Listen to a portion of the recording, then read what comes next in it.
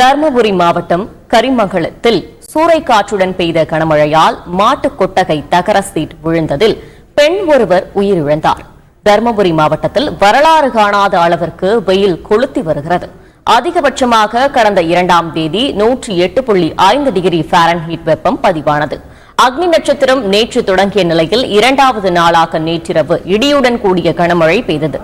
பாலக்கோடு, காரிமங்கலம் உள்ளிட்ட பல இடங்களில் 1 மணி நேரமாக இடிமின்னலுடன் கனமழை பெய்தது. சென்றாயம்பட்டி கிராமத்தில் ஆடு மேய்த்துவிட்டு வீடு திரும்பிக் கொண்டிருந்த கோவிந்தம்மாள், துளசி, மகேஸ்வரி ஆகியோர் அருகே மழைக்கு ஒதுங்கி மாட்டுக் கொட்டகையில் நின்றிருந்தனர்.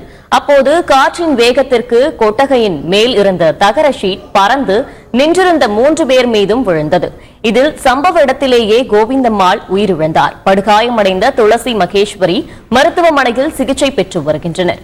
மேலும் கொட்டகையில் கட்டப்பட்டிருந்த 7 ஆடுகளும் உயிரிழந்தன. ஒரு சிறிய இடைவெளி